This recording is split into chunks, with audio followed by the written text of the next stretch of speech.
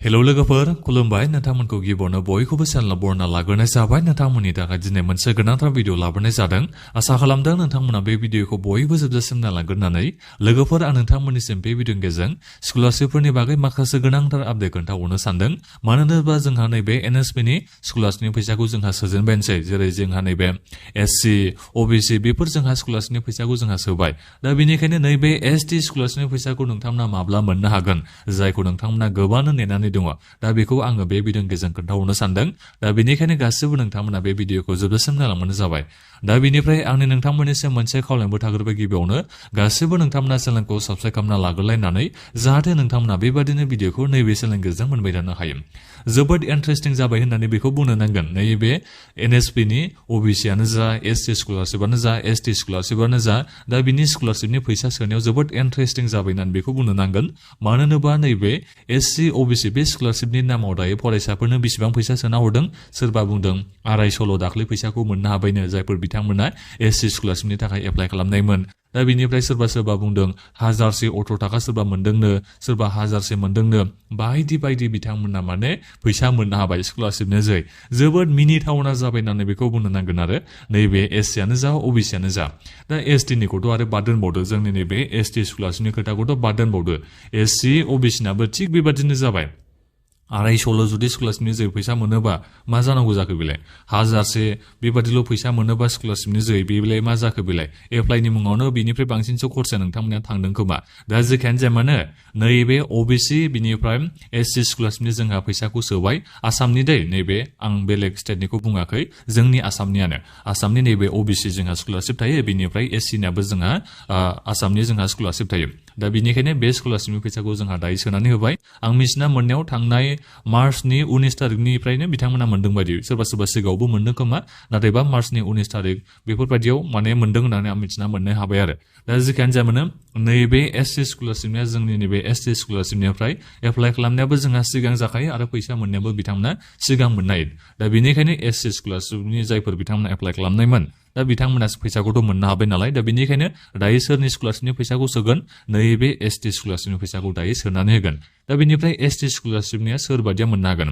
फ्रेशआनो जा रिनुवेलानो जा नोंथांमोना मोननो हागोन दे प्रि मेट्रिकआनो जा पस्ट मेट्रिकआनो जा नोंथांमोना मोननो हागोन जेनेबा थांनाय बोसोराव जायफोर नोंथांमोना फ्रेश एप्लाइ खालामनाय दा नोंथांमोनाबो स्कलारशिपनि फैसाखौ मोननो थांगासिनो दङ आरो जायफोर नोंथांमोना थांनाय बोसोराव रिनुवेल एप्लाइ खालामनाय पस्ट मेट्रिकआनो जा प्रि मेट्रिकआनो जा रिनुवेलानो जा फ्रेशआनो जा नोंथांमोना माने मोनजोबनो हासिगोन एसे उनावनो नोंथांमोना बारा गोबाव नेनो नांला दा जोंहा SC बिनिफ्राय OBC नि फैसाखौ सोखाबाय नालाय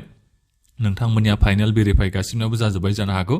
हागौ आरो नोंथांमोना सोरनियाबा पेमेन्ट सेन्ड टु PFMS बेबायदिबो जानानै दङ जानो हागौ नाथायबा बेसेबां फैसा नोंथांमोना मोननो हागोन बेखौ देखायाखैबो जानो हागौ आरो दा जेखियानो जाया मानो नोंथांमोना नैबे ST स्कलारशिपनि फैसाखौ मोननो थांगासिनो दङ एसे उनावनो नाथायबा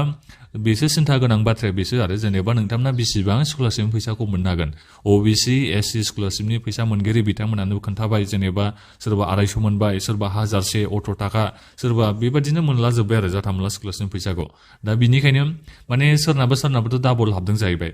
सोरनाबा माने गेजेराव माबा हाबबाय फार्स्टआव 250 हाबबाय बिनि उनाव 1018 थाखा बेबायदि हाबदों होननानैबो आं मिथिना मोननो हानाय जादों दा बेनिखायनो जोबोद लासिं जाबाय होननानै बेखौ बुंनो नांगोन जोंनि नैबे SC OBC आनो जा आरो ST स्कलारशिपनियाथ' आरो मा बुंबावनो नोंथांमोना मोनगोन ना मोना खुनु थिगानो गैबावासो जेनेबा फाइनाल भेरिफाइ जानानै सोरनाबा पेमेन्ट सेन्ड टु PFMS आवनो सोरनाबा थांनाय नङा आरो दा जेखियानो जाया मानो नोंथांमोना टेनसन लानो नाङा नोंथांमोना गोबांनो आंनिसिम सोंहरबाय थादों जेनेबा स्कलारशिपनि फैसाखौ माब्ला मोनगोन मालायफ्रा माथो मोनबाय बेबायदि नोंथांमोना होननानै आंनिसिम गोबांनो बुंहरबाय थायो आरो दा बेनिखायनो आं नोंथांमोननिसिम दायो नैबे भिडिअनि गेजेरजों खोन्थाहरनाय जाबाय नोंथांमोना नैबे ST स्कलारशिपनि फैसाखौ एसे उनावनो मोननो थांगासिनो दङ फाइनाल भेरिफाइ नोंथांमोननिया गासिबनाबो जाजोबखाबाय नोंथांमोना टेनसन लानो नांला नाथायबा टेनसना नैबेखौसो लानो नांगोन जे नोंथांमोना बेसेबां फैसाखौ मोननो हागोन आरो गोबांनो नोंथांमोना आंनिसिम बुंहरदों थांनाय 2024-25 एकाडेमिक सेसननिखौबो नोंथांमोना मोननो हायाखै होननानै आंनिसिम गोबांनो नोंथांमोना खोन्थाहरदों बिनिफ्राय 23-24 एकाडेमिक सिजननिखौ नोंथांमोना सोरबा सोरबा मोनाखै बेबादिनो आरो माने बोसोरथामसो जाबाय आरो नोंथांमोना एप्लाइखौथ'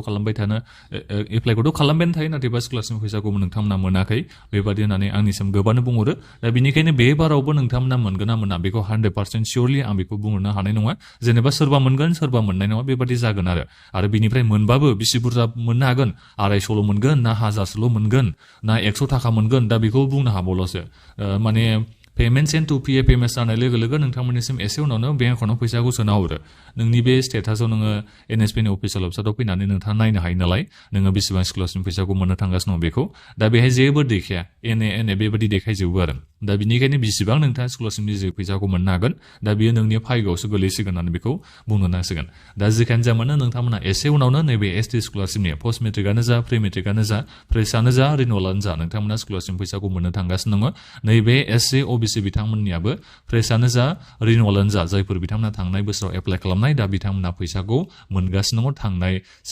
नैबे मार्चनि बिथांमोना 19 मार्चनि सिगांनिफ्रायनो बिथांमोना मोननो हागासिनो दङ दा बेखौ नोंथांमोना मिथिनानै मोननो हाबाय जानो हागौ दा बेखिनियावनो नोंथांमोना माबाफोर सोंनांगौ दङबा भिडिअखौ मुक्साव नोंथांमोना कमेन्ट खालामबानो जाबाय आरो आंथ' नोंथांमोननिसिम बुंहरबाय थायो जेनेबा नोंथांमोना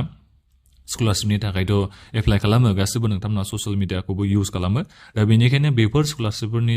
बागै नोंथांमोना कमप्लेन खालामलायनांगौ आरो ससियेल मिडियाखौ नोंथांमोना इउज खालामबाय जेला नोंथांमोना बाथ्राफोरखौ एसे लाखिलायनांगौ अब्लासो सिस्टेमाव सुद्रायनाय फैगोन दा बेबादि बोरै जानांगौ जाखो एप्लाइल' खालामहोबाय थायो स्कलारशिप दङ होननानै ST फोरनि थाखाय नाथायबा स्कलारशिपनि फैसा सोनायाव ओरैबादि फाल्थु बोसोरथामसो जाबायनो सोआखै मोजां रोखोमै गोबाङानो फरायसाफ्रा मोननो हाया स्कलारशिपनि फैसाखौ दा बेनिखायनो जाहाथे बेफोर एसे सुद्रायनाय फैयो आरो जोंनि दैदेनगिरि बिथांमोनाबो एसे खर'आव नाङो एबा खोमायाव एसे हाबो खोमा बेफोरनि थाखायबो नोंथांमोना एसे माने ससियेल मिडियायाव बिथांमोनखौ माने लिडारफोरखौ एसे नोंथांमोना थांखिनांगौ आरो दा बेखौनो आं नोंथांमोननिसिम बे भिडिअनि गेजेरजोंबो खावलायहरनाय थाबाय दा बेखिनियानोमोन नोंथांमोननिया स्टेटासा माबायदि जानानै दङ सोरनिया बेखौ भिडिअखौ मुक्साव नोंथांमोना कमेन्ट खालामना खोन्थाहरबानो जाबाय आरो बे भिडिअखौ नोंथांमोना लोगोफोरनो शेयार खालामना होबानो जाबाय दा बेखिनियानोमोन गोजोन्थों